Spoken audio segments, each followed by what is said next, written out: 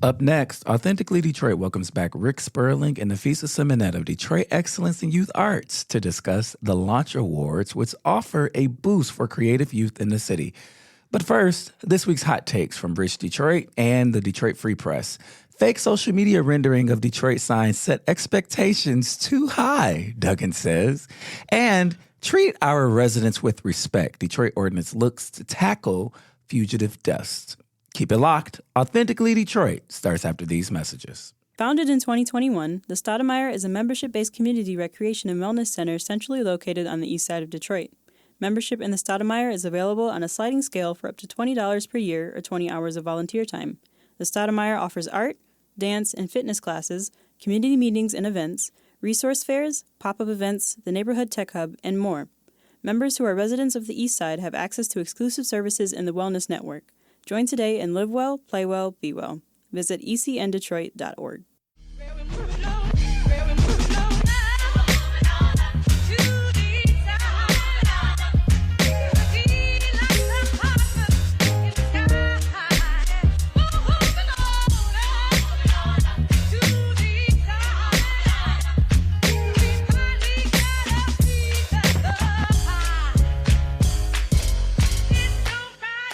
Hello, Detroit and the world. Welcome to another episode of Authentically Detroit, broadcasting live from Detroit's East Side at the Stoudemire inside of the East Side Community Network. We are a content partner to BridgeDetroit.com. I'm Orlando Bailey. And I'm Donna Davidson. Thank you for listening in and supporting our efforts to build a platform of authentic voices for real people in the city of Detroit. We want you to like, rate, and subscribe to our podcast on all platforms. We are back at our studio inside of the Stoudemire this week because Vaulted Youth Voices is back this week as well. Along with the youth, we're joined today by Rick Sperling and Nafeesah Symonette of Detroit Excellence in Youth Arts. We figured this would be a perfect opportunity to let our listeners know about the Launch Award microgrants, which support young artists in the city of Detroit, especially young people, right? So for the first time, the legend that is Rick Sperling, I get to say welcome to Authentically Detroit. Oh, thank you, Orlando and Donna. Thrilled to be here and with my partner in crime, Nafeesah Symonette. Yes. I should say new member of the Michigan Arts and Cultural Council. I am. All right. So there's a couple legends sitting over here. Yeah. How y'all feeling today? How does it feel to be here? Good. Feels It feels good. great. Yeah. It feels great to be here, actually. Yeah. Sun shining outside. It is. And we're coming off of a week-long conference in Washington, D.C., and learned a lot and convened with, folks who are doing the work that we're doing. So we're feeling empowered and not alone, right? not alone. Because sometimes Yes, we do this good. work and we feel like we're on an island. Very much so. Absolutely. Yeah. There is a national, international movement to make youth arts equitable and accessible and inclusive. So A conversation with the Kennedy Center, they said arts education is a civil rights issue. I love that. I know, I did too. I love that. thought That's was so cool. Incredible. And it's incredible in so many ways, but we had a fair here, a Show Me the Money fair here on Saturday. And, when people say they believe in youth arts, show me the money, right? Where's the money for that in our community? I'm not talking about the foundation community. I'm talking about the city itself. We don't have a youth department. We don't really invest in youth arts. There are some really amazing people who are still making it happen. Yep. It's crazy how it happens, but it would be so wonderful if there was actually a department. So I'm interested in hearing from you. When we talked a little bit before now about how Detroit compares to other places in terms of arts investments. And I'm interested in hearing what that looks like. Absolutely. Well, we've learned a lot over the years. I think that there's great work happening in Chicago, in Houston, in Boston, Newark, New Jersey. different places around the country. But I think that people are surprised that Detroit does not have more support for youth arts, considering that we are the home of the sound of young America. Yeah, well, we don't, but then we have people like you who certainly you have created something that is going to last forever, and that's Mosaic Youth Theater.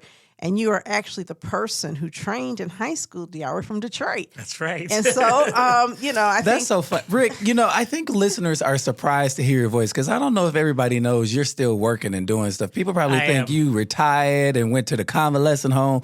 What's going on, Rick? I officially retired from Mosaic in 2019 and turned over the baton, the reins to Dee Lachey Strader, another wonderful Detroit School of the Arts grad, who's doing a fantastic job running Mosaic. But I didn't retire from focusing on Detroit youth arts. I went to be a consultant to Dr. Vitti at the Detroit Public Schools for 3.5 years. It was supposed to be 3 years, and then the pandemic happened. And now I'm thrilled to be co-launching with Nafeesah this new initiative called DEYA, Detroit Excellence in Youth Arts. Mm-hmm. And so, we've been doing the work. I think that that it's strange. I mean, I think sometimes people expect that DEYA is going to be Mosaic 2.0 or that it's about, creating something new in terms of youth arts. It's really not that. Mm-hmm. We have great organizations. Mosaic is just one of them. Yeah. They're, Inside Out, Living Arts, Heritage Works, Teen Hype, Crescendo Detroit. I could go on and on and on. We actually have, when we look at other sectors, an incredibly powerful sector in terms of the organizations doing the work. So Nafeesah and I never see it as our role to give more programmatically. What we saw were gaps.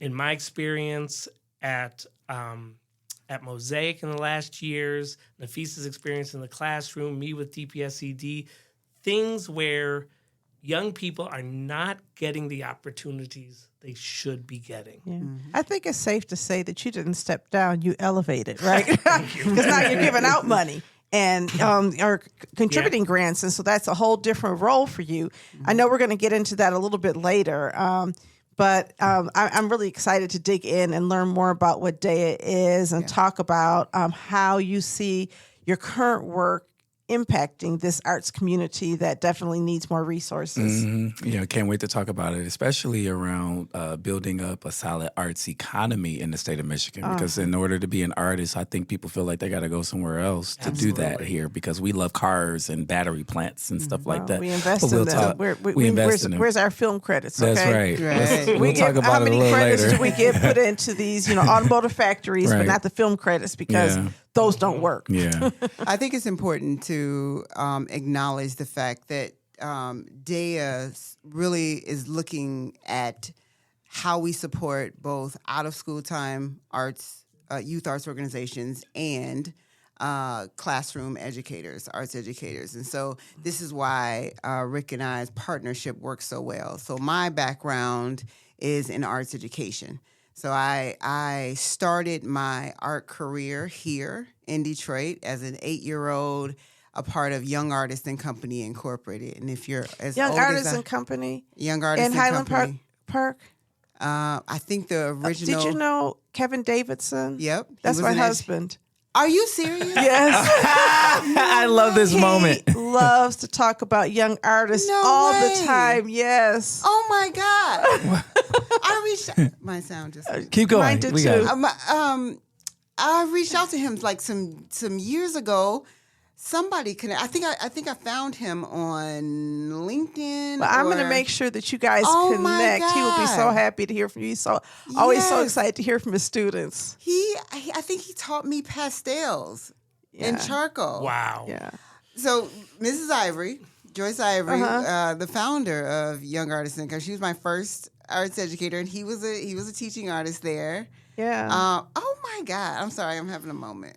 I know, right? I am too, because, I hear it and I'm like, wait a minute. I've heard of that organization. Oh my God. So you started your arts career at 8. So the Free Press did a story on Young Artists and Company. My mother faithfully read the Free Press. and saw it. And I had already established myself, or at least announced, my 7-year-old self announced to my parents, I'm an artist. So when I turned 8, somewhere between 8 and 9, she saw that article in the Free Press, and both my parents hopped on it and was like, okay, this is her lane.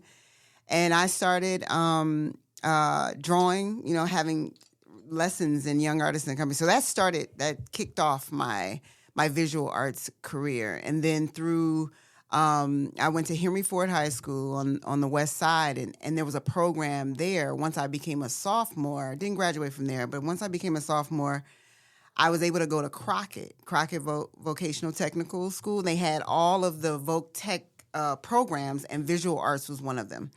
I still have my smock, my 10th grade smock from Crockett. Those were two very pivotal moments for me as an arts educator. And so I was trained at Eastern Michigan University to be a teacher and got my BFA there. And then I went away to DC and Maryland to teach, but decided very pointedly to come back to Detroit.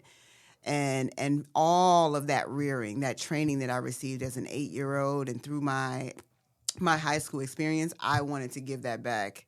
I wanted to find other little 8-year-old brown girls like myself. You better talk. To provide that same. I felt like it was my job to embody Mrs. Ivory as, in receiving the kind of education that I did, the visual arts education. I was like, that's how I want to teach my students. And I did. And all the things she taught me, I was like, I remember when she made us not use erasers. We couldn't. But the most important thing was that I saw myself in her. That, this beautiful brown-skinned woman, my 8-year-old self, and she is a phenomenal artist.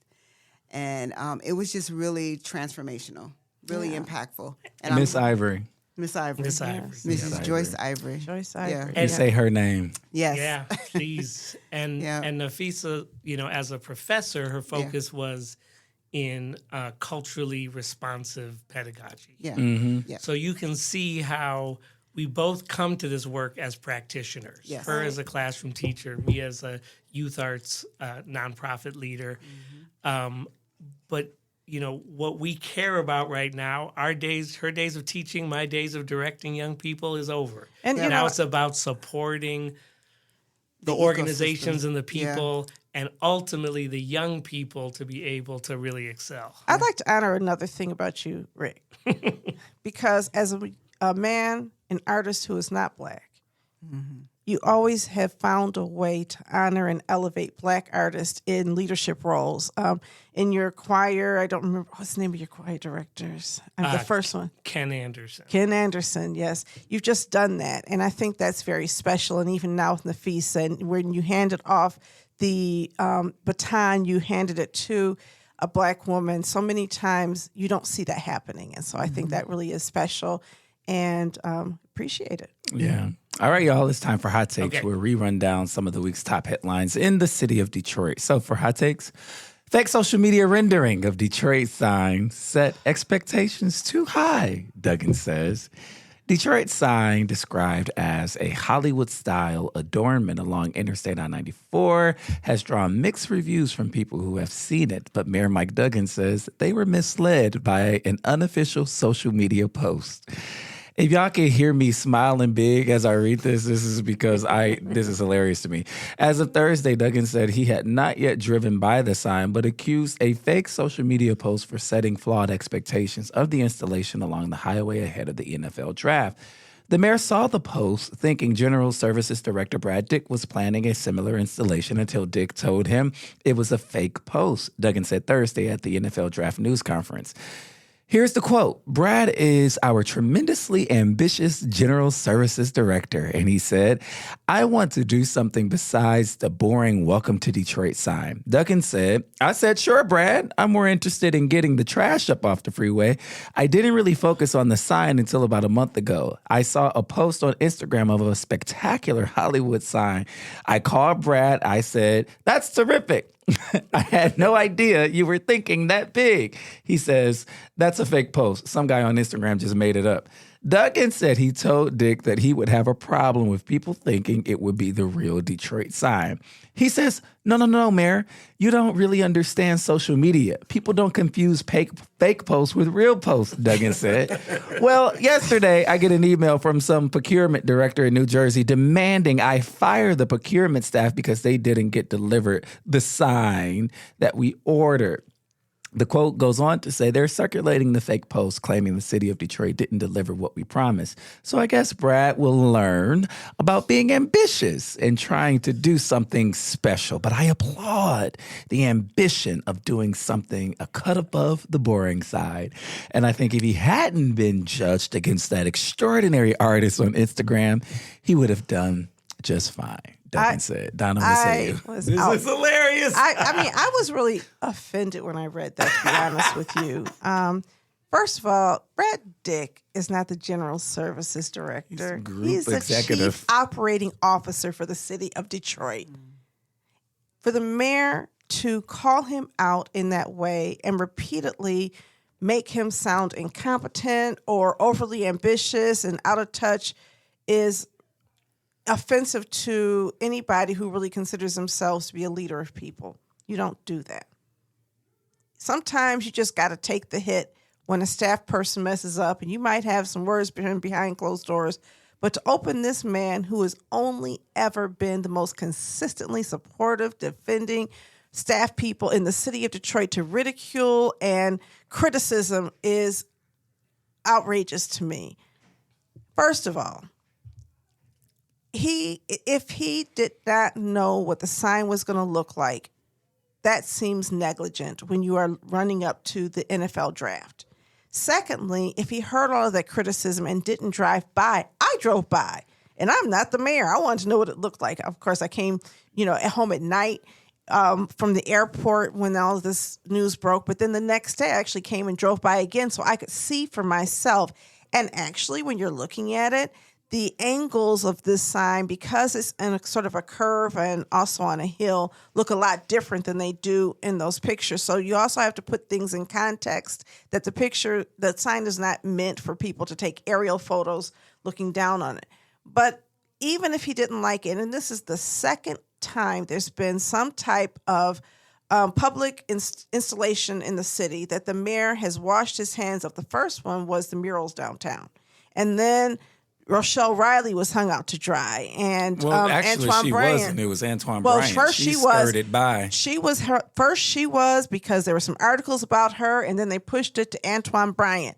But my thing is this: when you're the mayor of a big city and a decision is made, it's on you. And I promise you, if there's a decision made by ECN that is not a decision that I like, it's on me, whether or not I knew about it, because I should have, especially if it's important. And if anybody criticized something, my staff, and they were open up to ridicule, I certainly would have driven by and come up with a way to help them salvage their reputations, because I just think that's not great leadership. I don't think the sign is that bad. I know people are saying we should have had public artists involved. It's a sign. It's letters.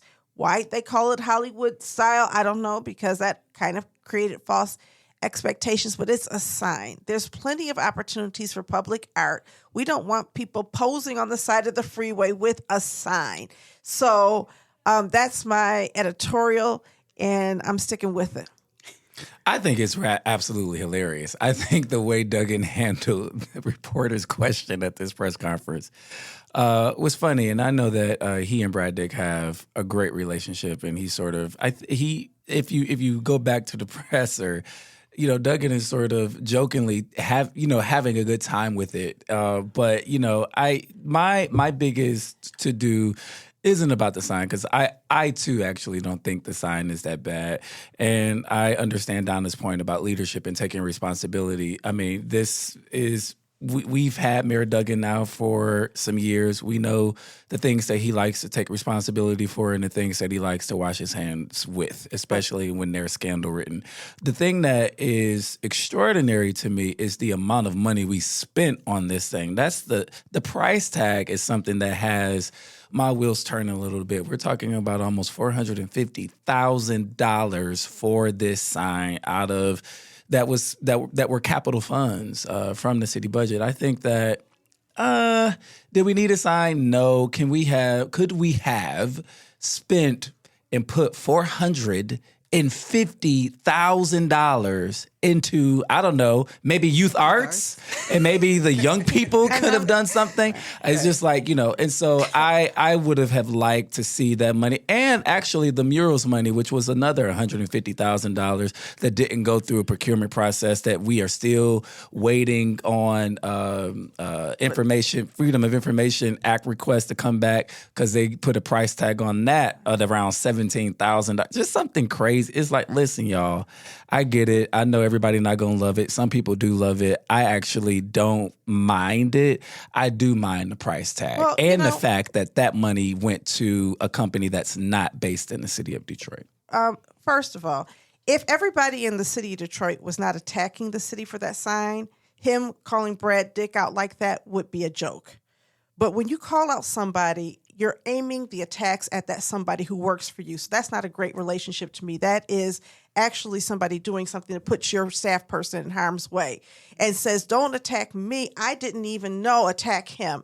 And that's my issue with it. And secondly, he is the chief operating officer. And you would think the mayor of Detroit would remember that when he was out there making those comments.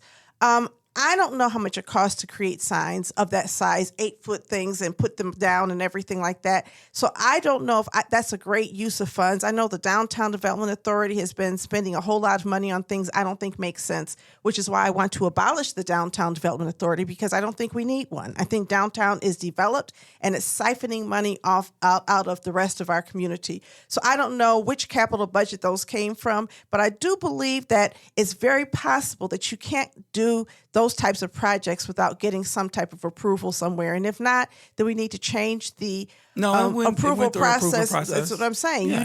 We need to change the approval process for the city. So as much as I disagree with the way the murals were done, and as much as I disagree with even the fact that you have the sign there or whatever, and the money spent, and I agree there could be better uses. If you're the mayor of Detroit, stand in the decisions that get made by the city of Detroit and stand up for the people who work for you, especially somebody like Brad Dick, who's always defending the mayor. I think that's how we became un-Facebook friends, because when he sees my critiques, he's always defending him. And so it just was odd to me to see that happen.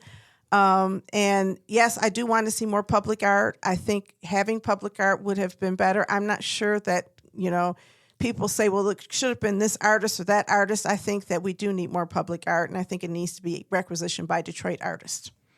I think it's very on brand for who Mike Duggan is and Absolutely. who he has shown us to be. For Hot Takes, treat our residents with respect. Detroit ordinance looks to tackle fugitive dust. This is by Brian Allnut for Planet Detroit and Bridge Detroit. A proposed dust ordinance looks to expand protections for Detroit residents dealing with fugitive dust or dirt and other particulate matter emitted by facilities like scrap yards and concrete plants. Councilmember Gabriela Santiago Romero introduced the legislation in March, saying it would help limit industrial pollution in neighborhoods across the city. The move builds on the city's bulk storage ordinance, which the council passed in 2017 to address fugitive dust from facilities storing large amounts of material, like notorious piles of black pet coke on the Detroit River that drifted into nearby homes.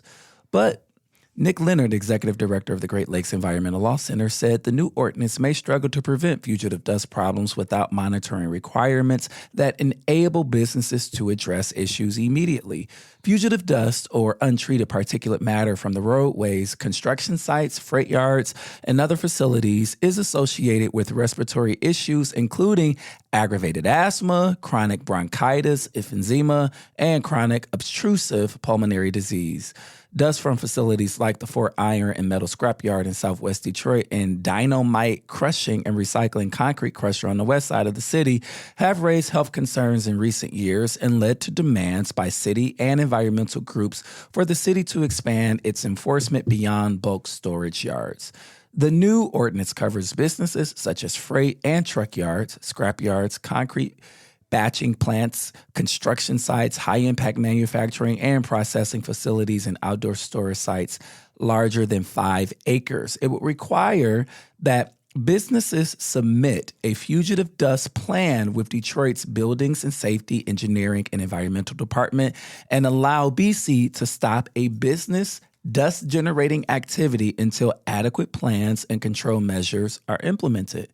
The ordinance includes penalties for businesses that fail to cease dust-generating activities, submit timely fugitive dust plans, or fail to implement and comply with dust control measures. These fines range from $500 to $1,000 for an initial violation and between $750 and $2,000 for subsequent violations. Donna, what say you? I agree that we need fugitive dust controls. I also think that it's interesting to me how local municipalities are having to come up with these rules for things like trucking and dust storage and pollution, when really this should be a federal policy. We need a stronger EPA. One of the challenges we have right now is every state is competing for the exact same businesses to locate in their vicinity. And I was thinking, because I was speaking at a conference on climate on Friday, I was thinking about this on the way up there, that whenever people impose states' rights or local rights, it's never good for people. It's always good for companies, right? Like the states have the right to enslave people, or states have the right to take a woman's right to choose, or states have the right to pollute. Like, we know what's good for human health. And it would be really great if we had some national standards here. I do think BC could do a better job. I really wish that the city council would also come up with a truck ordinance and some rezoning that would permit some changes. I think that we need to stop allowing for rerouting them in those trucks and stop idling inside of communities where people live. We need to look at zoning and the allowance for, polluting activities to take place adjacent to neighborhoods, which the M4 zone is supposed to restrict. So I support that. I think it's ridiculous that the Koch brothers are allowed to store their Koch dust on our waterways, because it's not just the air, but it's the water. I mean, we just got to do a better job as a society pretending like we care about the environment and environmental health. And the final thing I'll say about this is, as I talk to a lot of people who are talking about climate change, and they say, we've got to do a better job protecting our climate, I always think we have to do a better job protecting our people. And when our people are safe, our climate will also be okay. So I look forward to some changes in legislation, but I hope we have like a whole packet of changes, that we look at cumulative impact and we don't just try a little bit of this and a little bit of that, because people who live in frontline communities are exposed to all of it. All right, y'all, we're going to take a quick break. More of Authentically Detroit when we come back.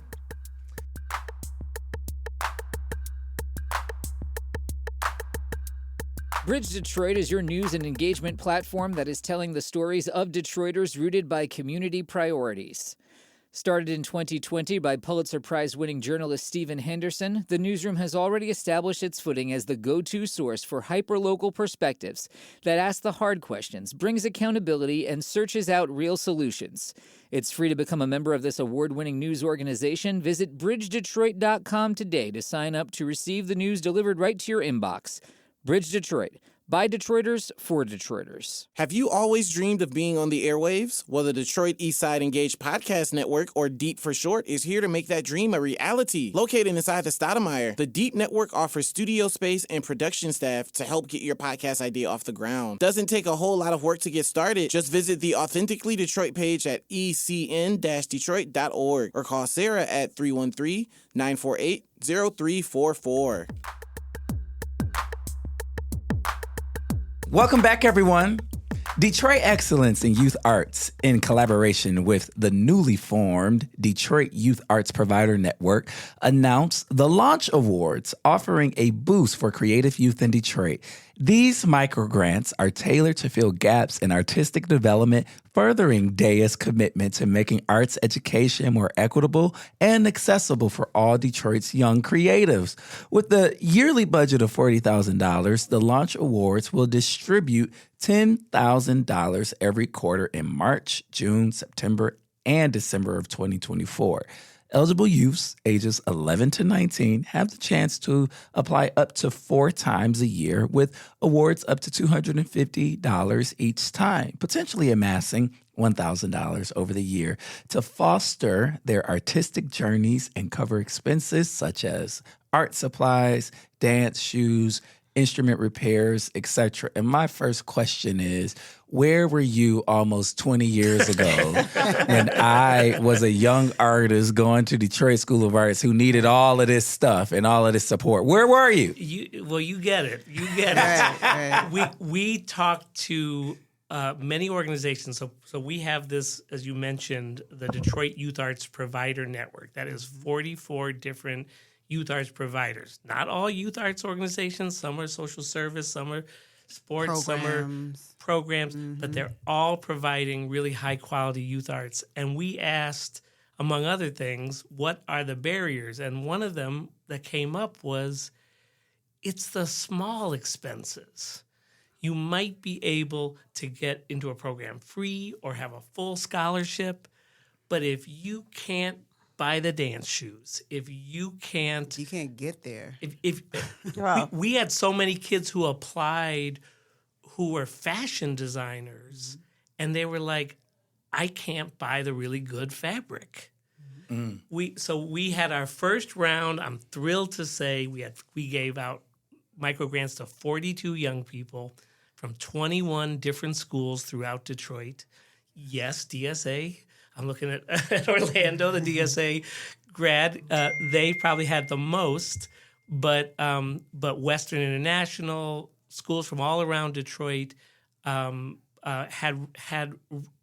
representatives. And the cool thing was the diversity of it. It was visual artists, it was dancers, it was tattoo artists, it was anime nail artists.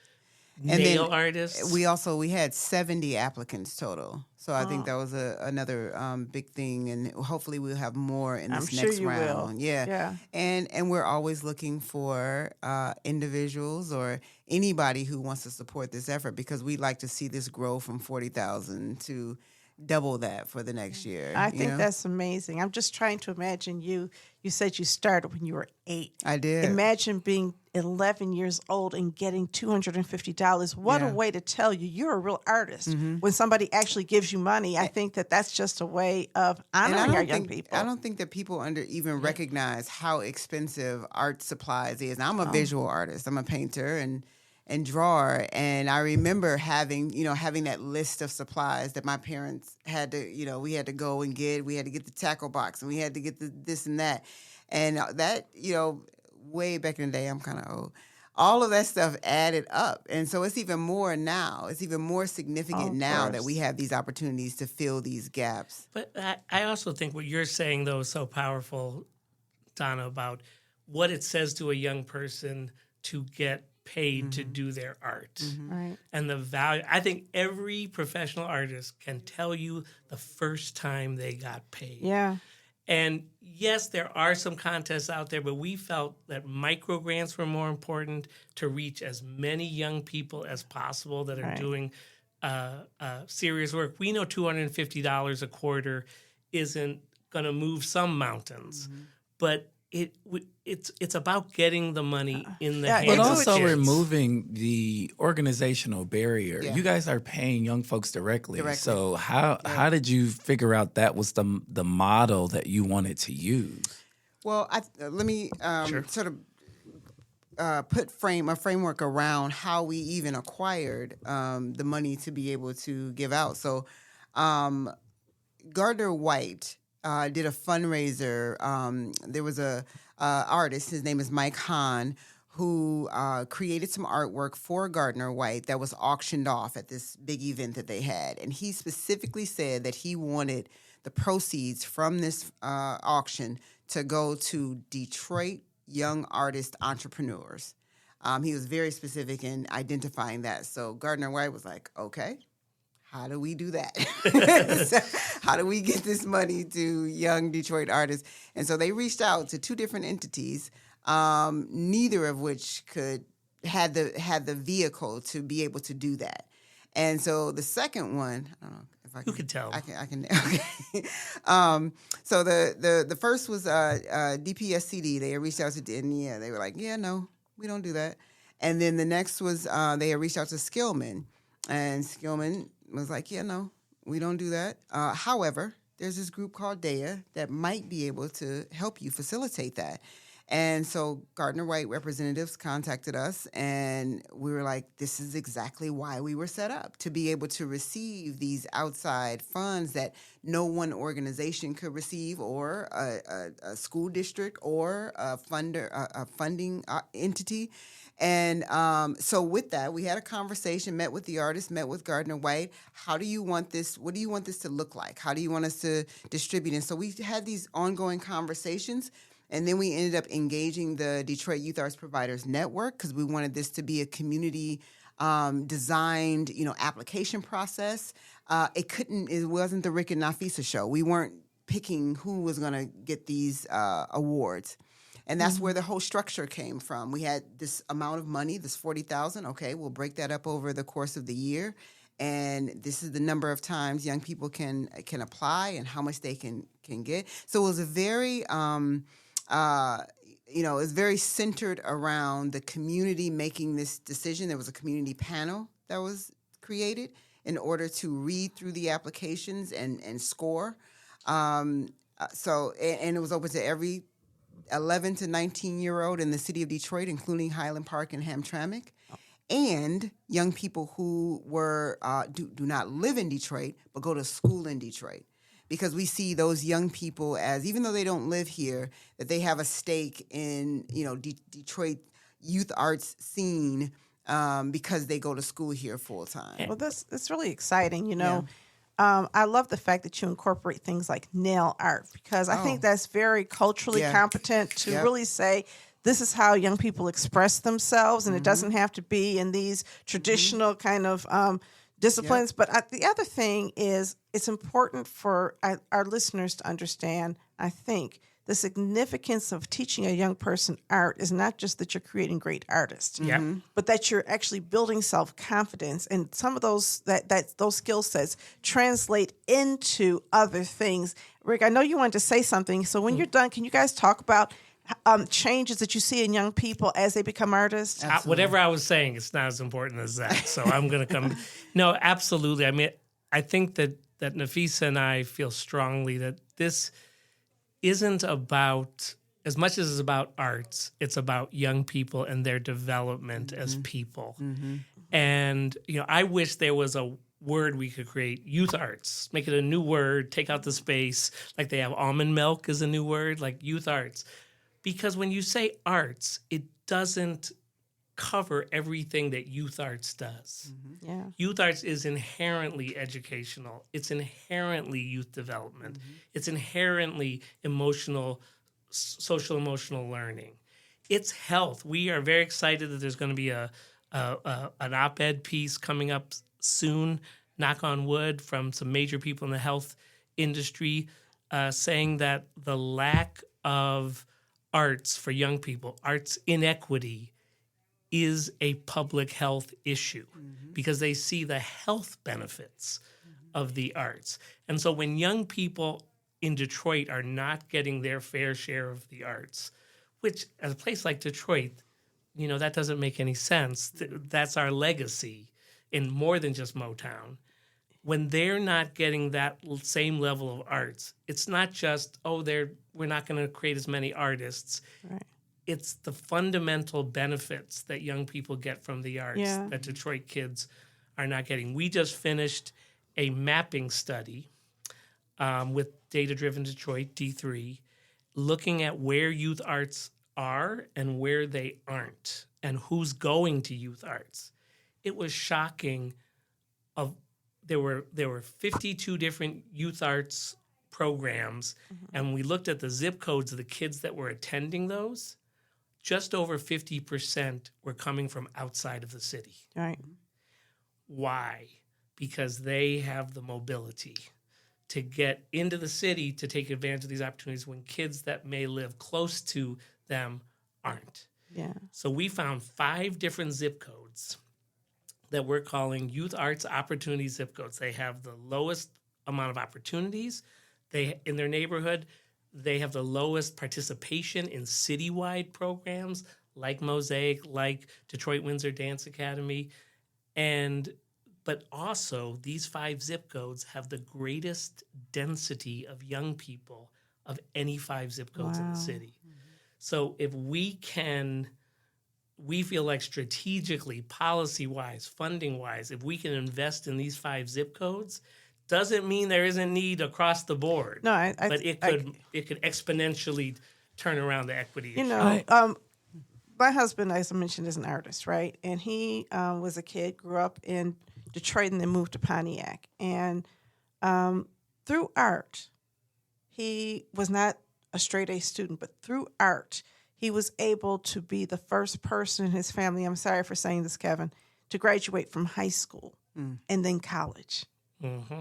That became the mechanism, the medium by which he was able to see himself as having capacity, the way he got the kind of adult affirmation and other things. And so when I look at that, and my mom was an artist, and I used to really, just seeing how important art was for her self-expression. I used to think I wasn't artistic, and then somebody said, well, you write, and my writing might be, have my way of expressing itself, because I think everybody has the capacity to create. In our society, we say, these are the creative people, and these are the artistic people, and we kind of, silo them and don't understand that all human beings have the capacity for art. But I have seen it personally, worked with young people personally who I've seen change their life trajectory through art. Orlando's an artist. And to what extent was your engagement in art helping you to get where you are right now today? I mean, it's invaluable. I mean, the fact that I'm able to stand on any stage and construct a complete sentence without being scared is testament to the fact that, artists and youth development is paramount toward building self-confidence, toward getting over yourself, toward being able to harness those nerves into something positive, but also paramount in me having an outlet of creativity to further express myself, right? And to explore pieces and parts of myself that I normally wouldn't be able to explore. I had a family who invested in that and gave me a platform at home, and then I went to school and I still had that platform. I mean, even as a journalist, we start with a blank sheet of paper. We start from nothing, and then we populate that, right?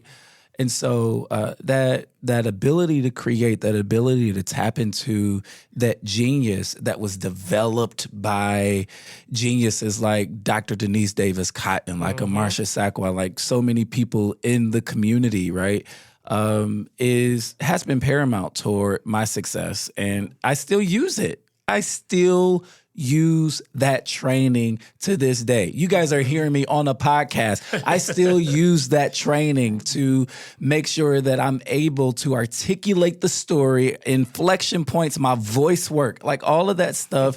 It was taught to me. It was taught. It was honed in me. And so, what I'm thinking about, the question I want to ask you, Nafeesah and Rick, is, the absence of this conversation within the policy space.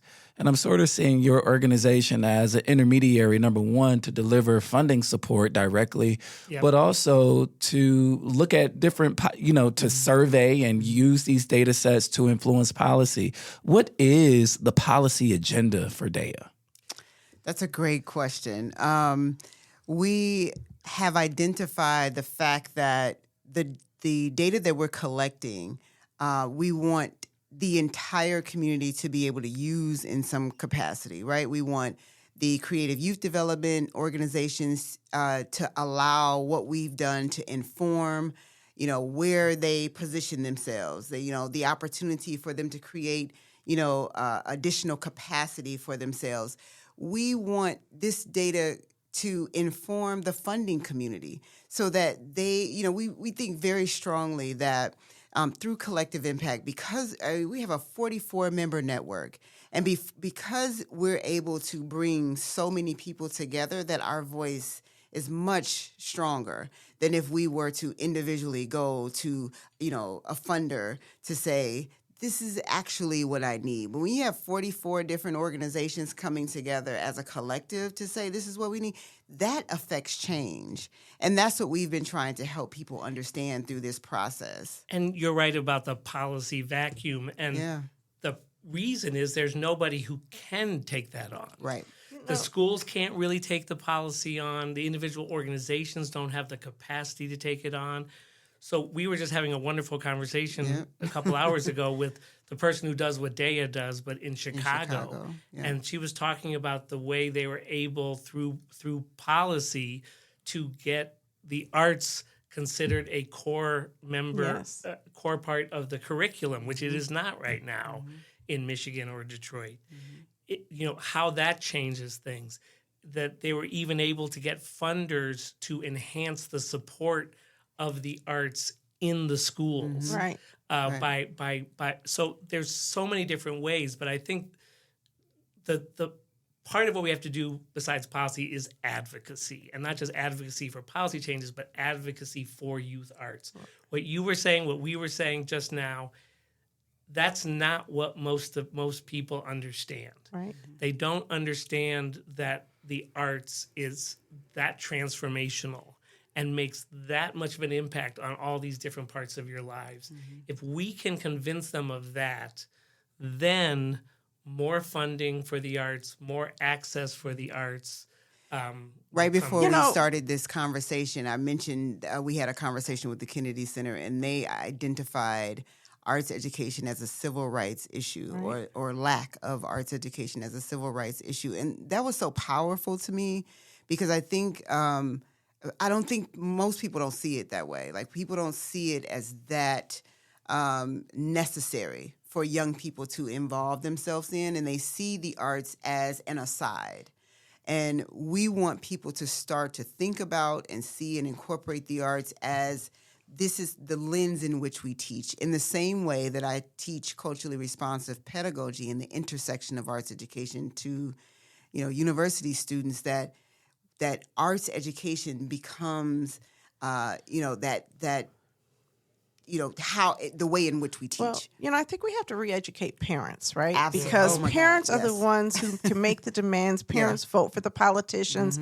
And we have been miseducated to believe that the 3 R's, reading, writing, and arithmetic, are the only things you have to worry about. That's absolutely right. And as we have continued to narrow, our focus in those areas, academic achievement in the Michigan has declined. It's not like, we're going to have 4-hour math classes has led to increased math scores. Kids check out. And the other thing is that a lot of young people who are not performing that highly in those classes lose self-confidence. And so using different techniques to get young people connected to the work is so important. And understanding how the brain works is so important. If we start with the parents, I think a lot of times we try to start with politicians, and they aren't really focused on actual data. About 20 years ago, when I was at Vanguard Community Development Corporation, we got a grant for an arts program for youth. And I remember getting into an argument with a funder who asked me what was more important, art or math. And I would not choose, and she was so frustrated with me. And I said, but if kids do well in art, they can do well in math. It's so important they're connected. And, there was just no understanding of that. So it's very exciting to me that you're doing this. And I think also I'm really interested in figuring out how organizations like ECN can partner with you to infuse more art into the work we're doing with young people. That's such a good point, though, Donna. I remember the reason why I love history is because I was able to tap into my artist mind and see it as movies, right? I learned history and I remembered it because it was like a flow of film that I was able to memorize and understand and digest in my artist mind little way.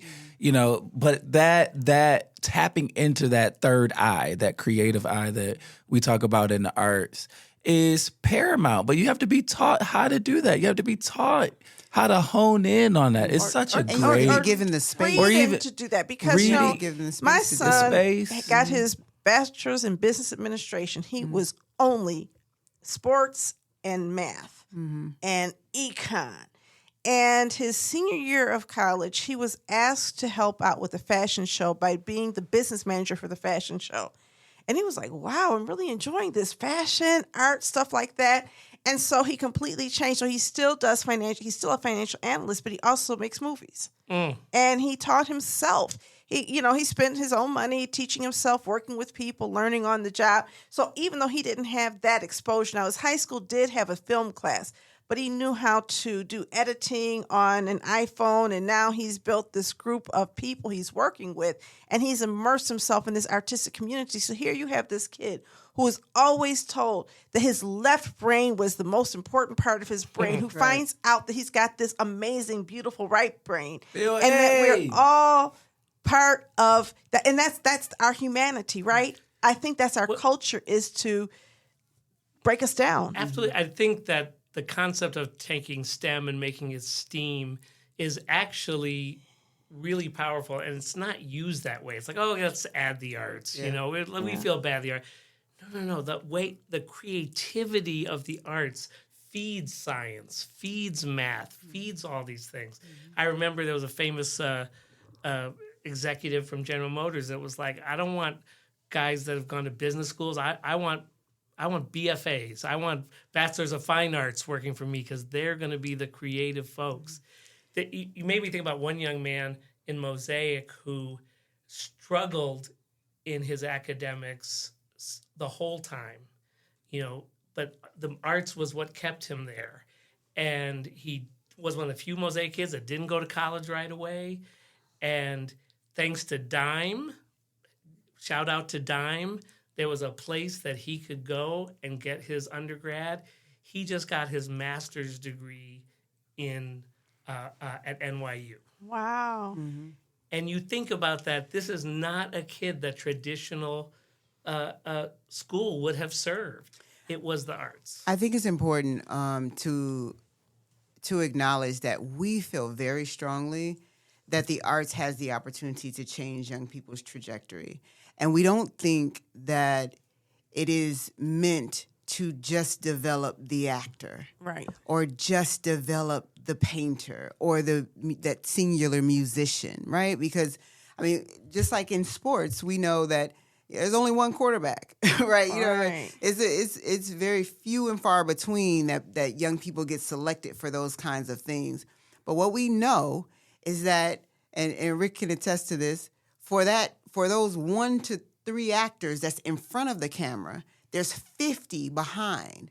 There's so many more that are a part of sound, a part of lights, a part of managing the money, right? There's so many more people that the arts has the opportunity to touch and affect change. I think that's what speaks so strongly to me that this is a civil rights issue, that we are limiting opportunity by not engaging young people in the way that they should be engaged, because they can choose. Like, the other thing I feel like we haven't said is that the arts helps people define their voice. And it defines, as they grow through the arts and they are able to define their voice, they can say where they want to go. Right. They have the power now to say, I want to do X, Y, and Z, and I can think creatively. I have the skill to think critically about how I want to engage whatever industry.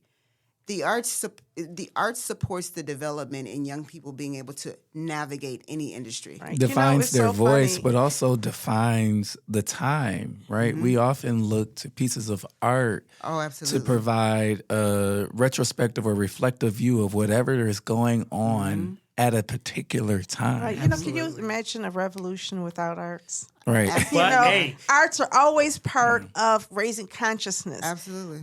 Every repressive government, the first thing they've done is tried to get rid of the arts. So state of Michigan, when we don't have arts in schools, we're being repressive. But one of the things that I think about is I was always like, I've never been a visual artist. My mom's a great artist, great interior designer, great cook, all of that. And I've always been very not a good artist. And I didn't think of myself as an artist, but I always wrote poetry. I love writing. I love creative writing. And I didn't think of that as art. And so I think we all are gifted differently artistically, but when we tap into our creative expression, it doesn't matter what your gift is, find it. I love public speaking. I love writing. I love things that I'm good at that were invested in me. And we all have that part of ourselves that is creative and can express.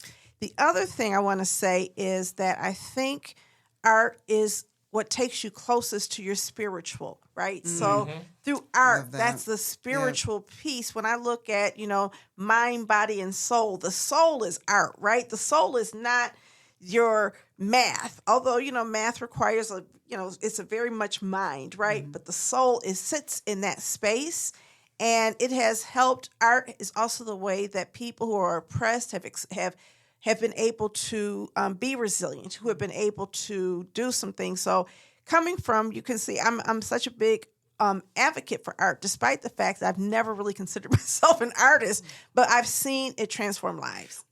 Back to the microgrants, the launch awards, we define that as for creative Detroit youth. Because for some kids, they don't see themselves as artists. Some, like Nafeesah, saw herself as an artist at 8. I think I saw myself as an actor when I was 4.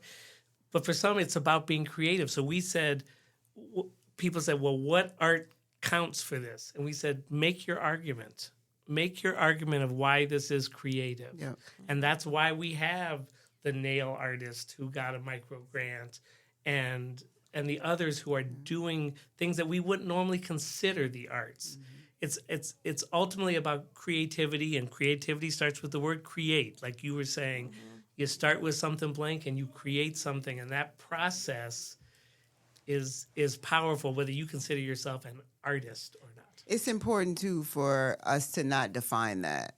Like we have always lived, I grew, when I got my BFA, all of my, art history classes and everything that I took centered around the quote-unquote masters and the classical, works of art from visual artists, right? So we see that in music, we see that in dance, right? That's why Misty Copeland is a thing. Like she's such a big deal because she is not your traditional ballerina, right? Whatever traditional means. White supremacy. Exactly.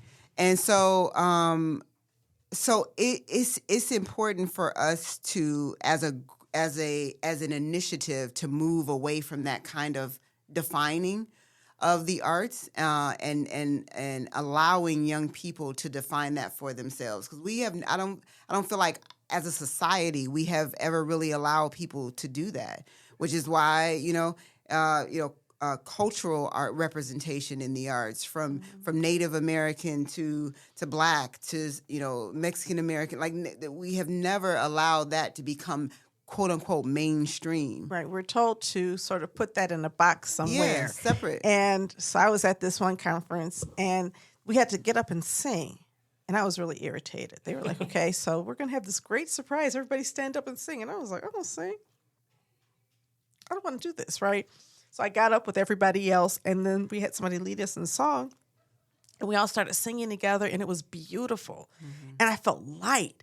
And I was like, wow, we should do this in our meetings. We should get people connected because you have these, soul connections that you can't even explain, that people who are not singers, right, can enjoy just like everybody else. So I think that if we allow ourselves to be impacted by art in all that we do and not just put it in its own little cubby hole, but understand that we create everywhere, it would just be really great. Yeah. And another thing related to that with the micro grants is there's a sense that artists are these rare individuals, and you either have this talent or you don't. Or you don't.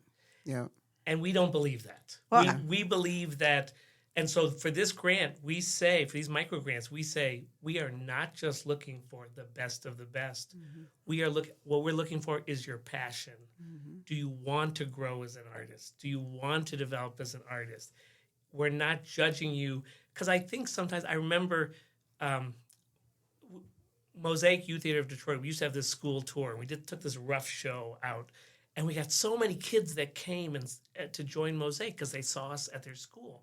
And then when it got impossible to do that because of attendance rules and stuff like that, we just did a matinee, and they all came to the DEYA to see us. And we didn't get the same amount of kids who wanted to join Mosaic from that. And I finally figured it out is because the show that they saw at the end was the perfect show. It was not the rough show. It was the perfect show. Everyone's in perfect costumes. And I bet a lot of those kids went in there and said, oh, that's not me. Yeah. I can't do that. These are these special, unique individuals. Yeah. And so it's important for us to not say some people are artists or some people aren't, Right. but that arts is something that every young person can develop. Not every young person is going to choose it, Right. but if you've got that passion for it, there's a place for you. And going back to schools, that's why arts in schools is so important. Because I didn't have art classes in my school. I actually, when I went to 5th grade, we went to a Catholic school, and that was all reading, writing, and arithmetic there. We didn't have an art class. There was nobody helping me develop it. And so I kind of stayed stuck with this idea, I can't do this, right? But I think if people learn it early enough in schools and are encouraged to express themselves and be creative early enough in schools, whether it's music or dance or, some type of visual arts, I think that you can really change the world, really, or change our community because, our young people need an outlet. A lot of people are hurt. A lot of people are grieving. We've talked about all of the mental health issues that our young people are dealing with. We actually have an art therapy class here for adults where we're helping people work through their emotional burdens through art. But I just imagine if young people were able to create as opposed to talk therapy or read this book, right? Because that doesn't work for everybody. I taught visual arts for 13 years, and I had students who expressed very plainly to me that the only reason why they came to school was to come to my class.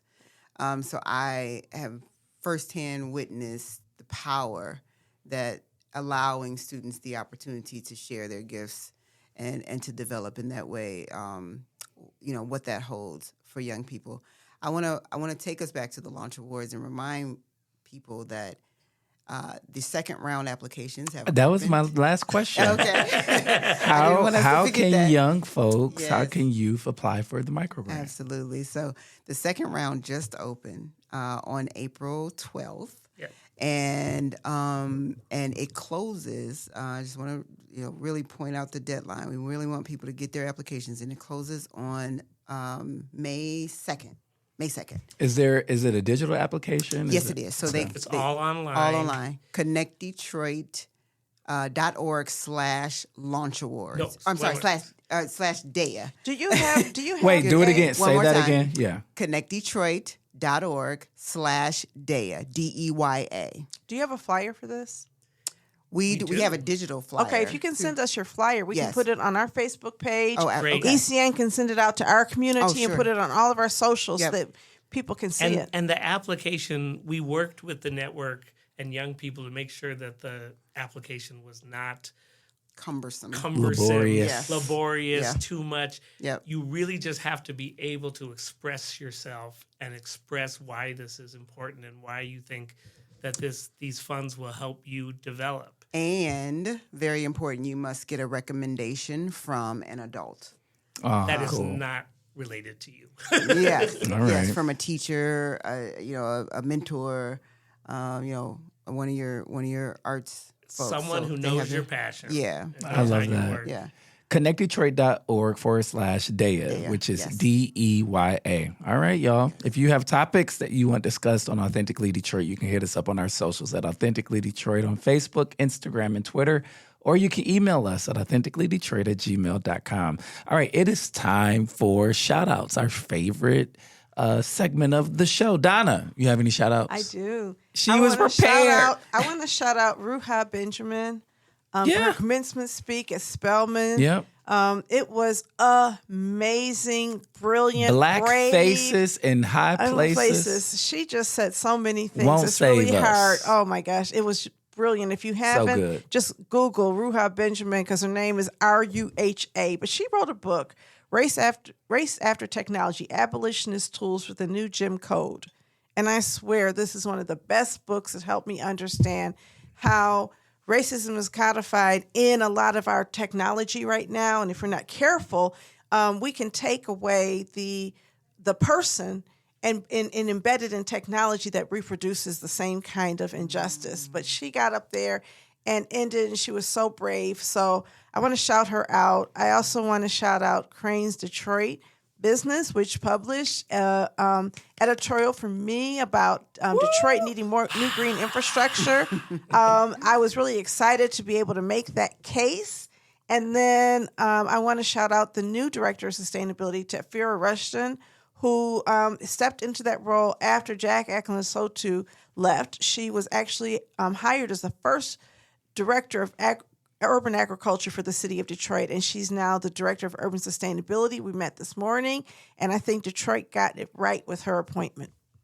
All right, Rick and Nafeesah, do you have any shout-outs? Anybody want to shout out? I'm just looking at you, and I thought Rosie DeSantos, who her mother and a Mosaic alum is back in Detroit doing a professional production, and it's just so exciting. You mentioned before DR from Detroit, the number of young people who are making incredible strides on Broadway, on television, in all art forms, who all come from Detroit, and we got to raise them all up. You know, I have a funny Rosie story. Rosie was in middle school. No way. And I was the director of Warren Connor's Eastside Community Network summer program. I would come back and implement the summer program. And one of the things that I started was a theater club.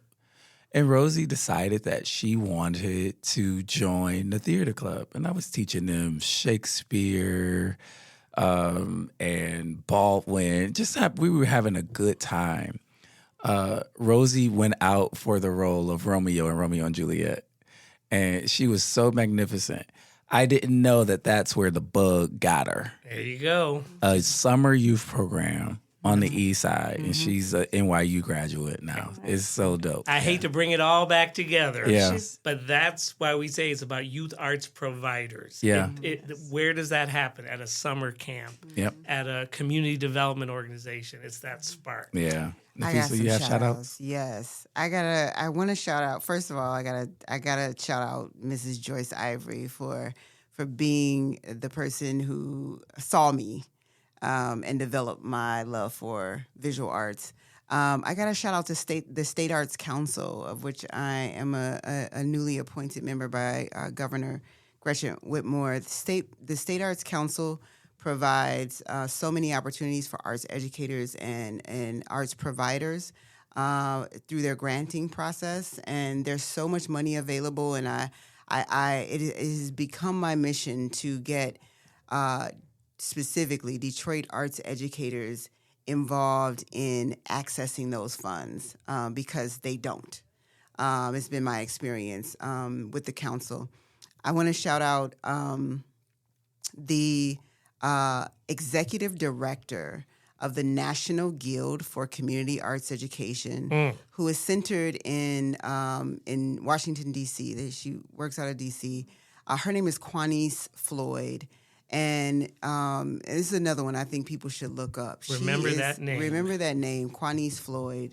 The National Guild for Community Arts Education is just doing incredible national work in terms of advocacy and policy. This is one of the groups that we are following very closely because they are helping us and creating a blueprint for defining why the arts are so important and how we then use what we know to affect policy change. So, and then, of course, I got to shout out my husband and my babies, my daughter, Nadia, and my son, Nikki 3, and my husband, Nick, for just being incredible supporters of the work that Rick and I are doing and all around just awesome human beings. I love that. I love that. Shout outs. You know what? I know who I want to shout out. I want to shout out my brother from another mother who's here in Detroit from New Orleans this week. Dejan Jordan from Broad Community Connections, based in Detroit, is here doing some work with the Detroit 21, or is it 25? It's 24 of us, but we're still Detroit 21. The Detroit 21 this week. They did a field trip down to New Orleans, and my brother is up here. So I know he got the full schedule. Hopefully I get a chance to hang out with him a little bit this week. Shout out to Dejan. We got to figure out how to get an interview with him, too, while he's here. That'll be super fun. But all right, we good? We're good. Okay, check out Thank you guys. connectdetroit.org/DEYA, DEYA, to apply for your micro grant today. Yes. That's going to do it for this episode of Authentically Detroit. We will see you next time. That was fun. That was fun.